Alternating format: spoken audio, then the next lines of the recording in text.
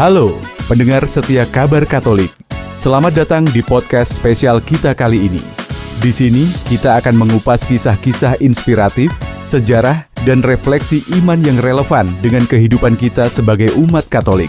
Hari ini kita akan membahas sosok luar biasa, Joan of Arc, pahlawan nasional Prancis yang menjadi simbol keberanian, iman, dan keteguhan hati. Namun, di balik kisah heroiknya, tersimpan cerita tentang ketidakadilan, manipulasi politik, dan tuduhan terhadap gereja Katolik. Apakah gereja benar-benar bertanggung jawab atas kematiannya?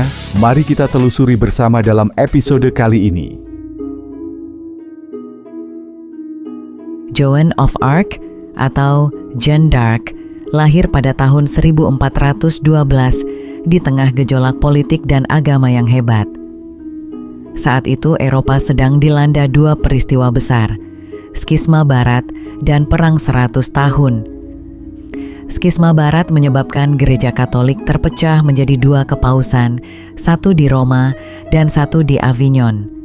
Sementara itu, Perang 100 Tahun antara Inggris dan Prancis telah berlangsung puluhan tahun, membuat Prancis terpuruk.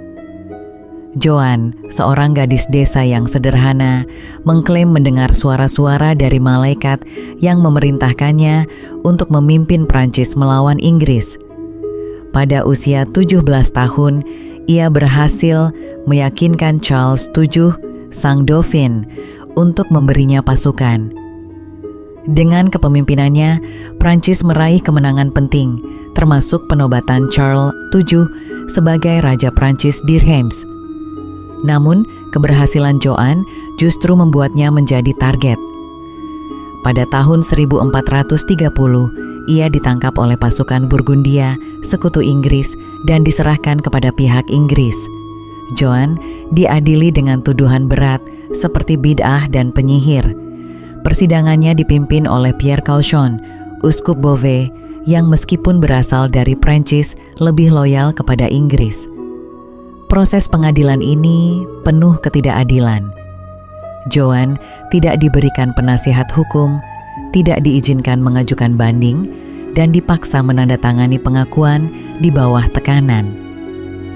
Tuduhan utama terhadapnya adalah klaimnya mendengar suara-suara dari roh-roh yang dianggap tidak sesuai dengan ajaran gereja.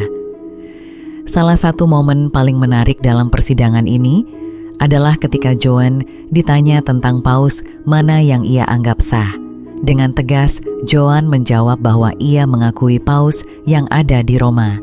Jawaban ini mencerminkan ketegangan politik dan agama saat itu, di mana skisma Barat masih meninggalkan bekas yang dalam. Jawaban Joan juga menunjukkan kesetiaannya pada otoritas gereja yang sah, meskipun hal itu justru digunakan untuk menjeratnya lebih dalam. Banyak yang mengira gereja Katolik bertanggung jawab atas kematian Joan, tetapi kenyataannya lebih kompleks. Persidangan Joan sebenarnya didominasi oleh kepentingan politik Inggris yang ingin menghancurkan semangat perlawanan Prancis. Tokoh-tokoh gereja seperti Cauchon bertindak atas nama kekuatan politik, bukan sebagai perwakilan sah gereja Katolik. Penting untuk dicatat bahwa persidangan ini tidak disetujui oleh Paus Roma. Bahkan setelah Prancis memenangkan perang, gereja melakukan penyelidikan ulang. Pada tahun 1455, Paus Calixtus III membatalkan semua tuduhan terhadap Joan dan menyatakan bahwa ia dihukum secara keliru. Joan of Arc dibakar di tiang pancang pada 30 Mei 1431. Namun kisahnya tidak berakhir di sana. Pada tahun 1920, ia dinyatakan sebagai santa oleh Paus Benediktus XV. Hari Minggu kedua bulan Mei ditetapkan sebagai hari perayaan untuk menghormatinya. Joan menjadi simbol keberanian, keteguhan iman, dan perlawanan terhadap ketidakadilan. Kisahnya mengingatkan kita bahwa kebenaran dan keadilan pada akhirnya akan menang, meskipun dibayangi oleh penindasan dan manipulasi. Sebagai penutup, yuk kita bahas fakta menarik tentang Joan of Arc. Saat dibakar, jantungnya dilaporkan tetap utuh meskipun tubuhnya hangus terbakar.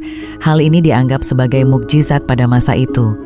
Selain itu, legenda menyebutkan bahwa sebagian jenazahnya, termasuk potongan tulang rusuk dan pakaiannya, diselamatkan dan menjadi relik berharga dalam gereja Katolik.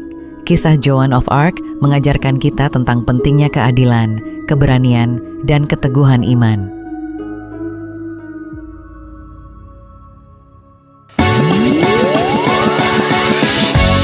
Nah, demikian tadi berita dan cerita seru kita kali ini. Terima kasih telah mendengarkan podcast Kabar Katolik. Jangan lupa untuk like, komen, subscribe, dan bagikan podcast ini kepada teman-teman kalian. Sampai jumpa di episode berikutnya. Salve, berkah dalam.